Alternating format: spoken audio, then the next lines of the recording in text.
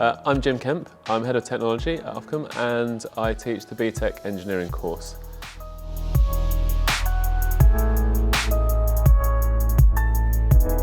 Well, the first thing to say is because it's a BTEC course, it's vocational, so the skills and knowledge are directly relevant to engineering careers potentially. It doesn't mean you have to be committed to an engineering career to take it, but obviously the skills are chosen and the projects are chosen to develop those skills.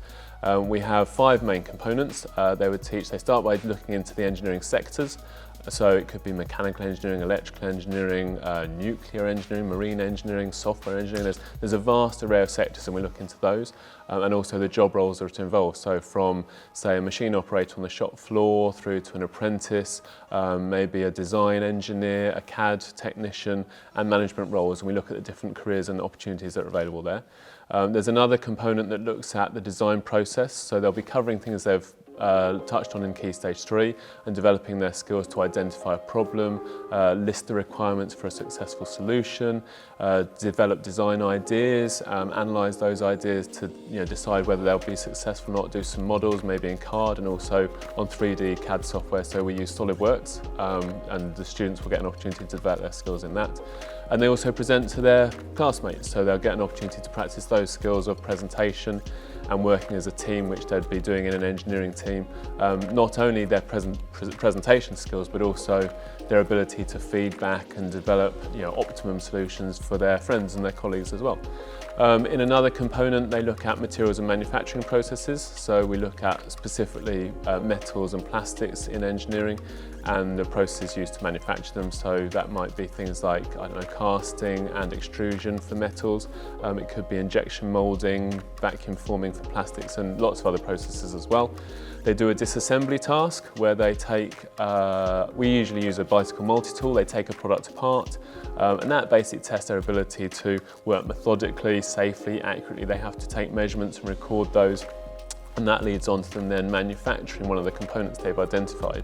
And so they develop the skills to identify which tools they'd need to manufacture the component, how to work safely and accurately, and understanding quality control, where we take measurements and we use what we call a tolerance to identify whether their component will fit within the tolerance, the allowable error, and they'll develop those skills too.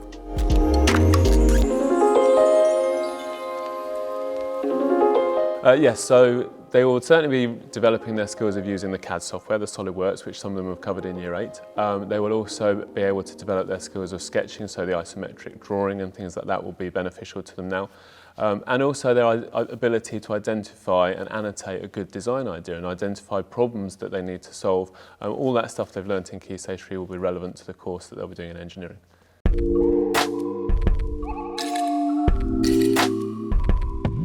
I think one of the most important things to say with engineering is just the diversity of opportunities that are out there, both careers-wise and the sectors that they do. So it might be, for example, that you could end up designing a solar-powered driverless car. It might be that you could end up designing a prosthetic leg for a Paralympic athlete. It could be that you'd end up designing the equipment that manufactures the coronavirus vaccine. All these things are done by engineers. It could be that you're fixing components for someone's washing machine. They're all done by engineers. Everything around us is designed and built by engineers. So there's usually some area of interest that people can find.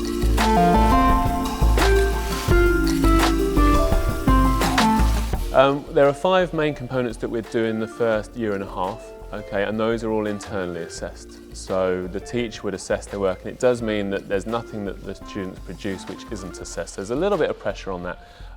Those teacher marks are then externally moderated to make sure the grades are fair, and there are 2 exams which we would hope to sit in February of Year 11 if we can.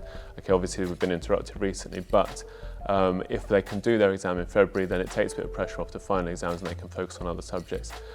There is scope to tie up some loose ends if necessary, but we'd try to avoid the June-July window if we can.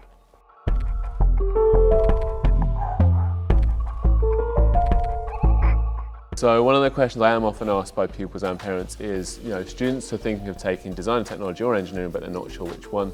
The first thing to say is that there's an awful lot of overlap and they are similar courses. In terms of the opportunities that they will be cutting off, there'll be none. They could do either and that would be fine.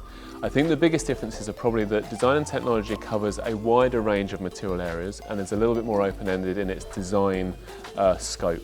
The BTEC Engineering covers more specifically the metals and the plastics, and it tends to be more set tasks. As I said, a lot of them are assessed throughout the year, and there's more direction given to them in what those tasks have to be.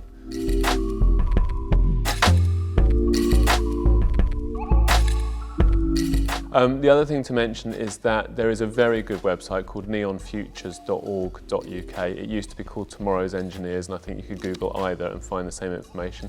There's information there for parents and for pupils who might be interested in doing engineering careers, including case studies of students who have gone on to do careers in various disciplines, how they've got there and the choices they've made as well. So that might help any student who's thinking of doing it.